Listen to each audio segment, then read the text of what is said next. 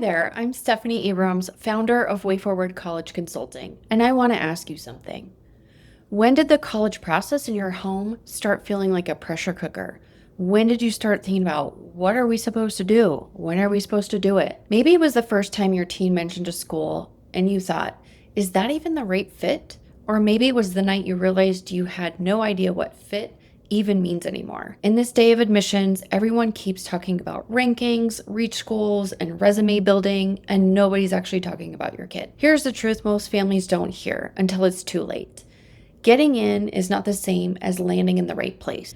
In the next few minutes, I'm going to share the 5 questions every family should ask before they add a single school to their child's list. These aren't questions about GPA or test scores. They're questions that will help your teen choose a college where they will truly thrive. I spent more than 20 years walking alongside students and families through this process. And the families who come out on the other side feeling confident and clear, they're the ones that didn't just find a college to get into, they found a college that their teen truly belongs. That starts before the application. It starts with these 5 questions. So let's go through them together. The first question is about your teen's non-negotiables.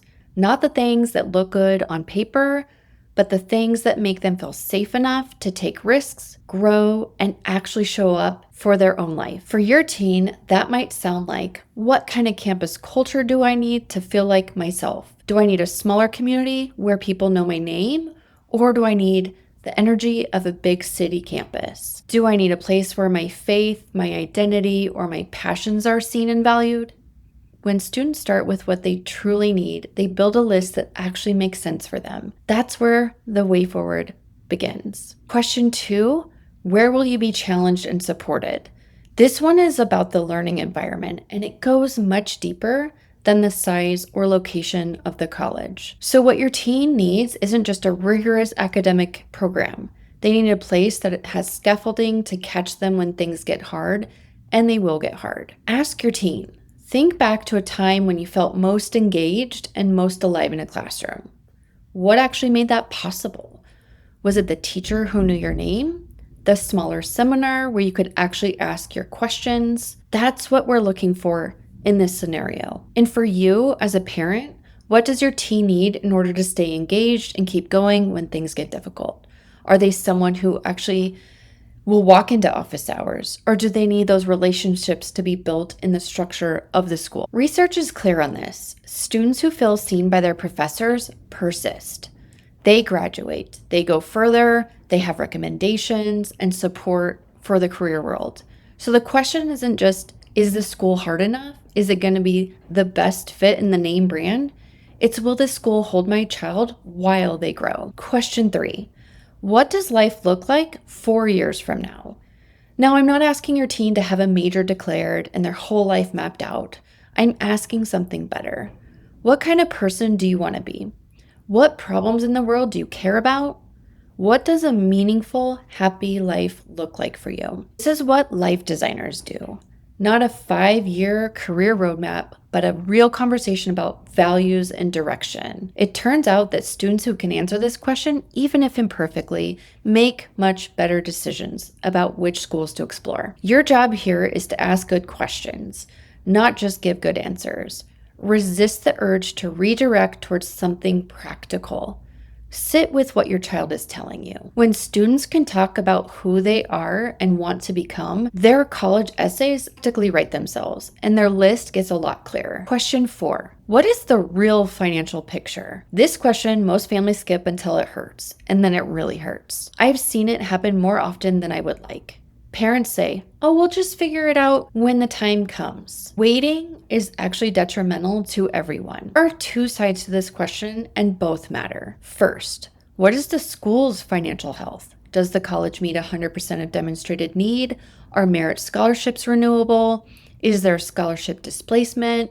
What is their current financial status? And will they be cutting majors in the coming years that could impact your child? These are things to consider before you fall in love with the school. Second, you need to consider your family's financial picture. What can you honestly invest in for 4 years of college without creating a burden that follows your teen into their 20s? What is your debt tolerance as parents? What are the trade-offs that you're willing to make? and which ones you're not willing to make. For your teen, understanding the financial reality builds agency. They become a partner in this decision, not just a passenger. For you, having the conversation early, even when it's uncomfortable, is the one most loving thing you can do. Full transparency now prevents resentment later. Your family's financial reality isn't settling. It's smart. It's an honest look at where to find schools that will truly fit. And it's the foundation of every decision that everyone can feel good about. Question 5. How does this school invest in what comes after when they graduate? Your teen is choosing a college, but what they're really building is a launch pad. So the question isn't about what is the school ranked? It's about what happens when the students who graduate from this program actually do. Your teen does research. They should look at internship pipelines for your area of interest. Talk to alumni, find out whether career support is built into the curriculum or whether you have to go on the hunt for it yourself. Ask what percentage of graduates in your field are employed or in graduate school within 6 months of finishing. But also consider making sure that you're not falling for their marketing numbers and you're asking admissions office how the school prepares students to become competitive in careers your teen is interested in. The answer and how they answer will tell you a lot. Goal isn't just to get a degree, it's to walk across the stage equipped, connected, and ready. So there you have it. 5 questions that will do more for your teen's college search than any ranking list ever will. Here's what I want for you. I want you to be a parent who pulls away from that college campus on move-in day, feeling calm, not holding your breath, not second-guessing this decision, not wondering if you missed something. I want you to drive away knowing your teen is exactly where they are meant to be, where they'll be supported in a place they chose with intention, with your support, and with a real sense of direction. All of that is possible. I've watched it happen for family after family, and my own kids showed me that when you honor each person's unique path, the right fit reveals itself. When you start here with who your teen is, what they need, and where they're headed, the process starts feeling like a guessing game, and it truly becomes their way forward. If this felt helpful, imagine what it would feel like to have a real plan, one built specifically for your teen. I'm currently offering a complimentary College Clarity call where we take these 5 questions and apply them directly to your family situation. One conversation, and you will walk away knowing exactly what comes next. I would love to help your family find your way forward together.